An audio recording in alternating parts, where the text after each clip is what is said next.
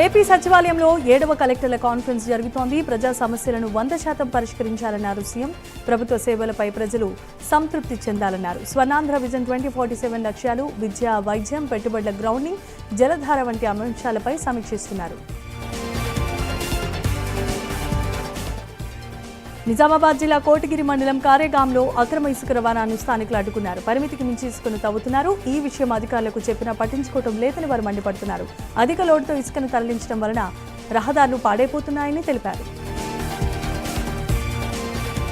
జయశంకర్ భూపాలపల్లి జిల్లాలో అకాల వర్షం బీభత్సం సృష్టించింది. కాటారం, మహదేవ్పూర్, మలహాలరావు, మహముత్తారం మండలాల్లో ఉరుములతో కూడిన వర్షం పడగా కళ్లాల్లో ఆరబోసిన వరి తడిచిపోయింది.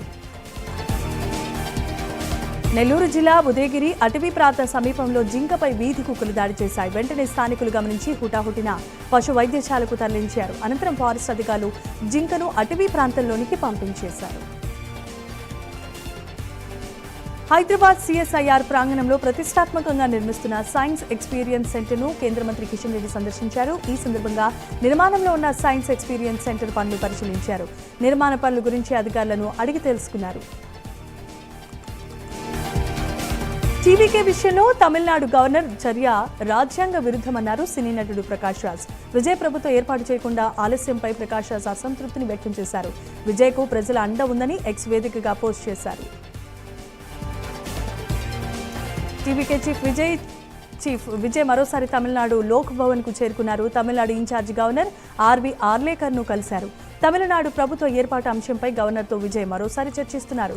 ప్రభుత్వ ఏర్పాటుకు అవకాశం కల్పించాలని, తగినంత బలం ఉందని గవర్నర్తో చెప్పినట్లుగా సమాచారం. ప్రధాని మోదీపై మంత్రి కొండా సురేఖ చేసిన కామెంట్స్ ను ఎమ్మెల్యే రాజా సింగ్ తీవ్రంగా ఖండించారు. రాముడి నామాన్ని ఎదిరించడానికి సాహసించేవారు ఎవరైనా ధూళిగా మారిపోతారని శపించారు. వెంటనే కొండా సురేఖను దేవాదాయ శాఖ మంత్రి నుంచి రాజీనామా చేయించారని రాజా సింగ్ డిమాండ్ చేశారు.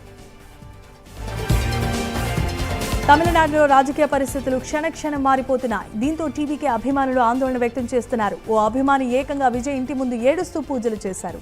ఇక ప్రభుత్వ ఏర్పాటుకు విజయ్కి అడ్డంకులు లేకుండా చూడాల్సిందిగా పూజలు చేస్తూ కన్నీటి పర్యంతమయ్యారు. అల్లూరి సీతారామరాజు 102వ వర్ధంతిని విశాఖపట్నంలో నిర్వహించారు. సీతమ్మధార జంక్షన్లో ఉన్న అల్లూరి విగ్రహానికి వైసీపీ నాయకులు పూలమాలలు వేసి నివాళులర్పించారు.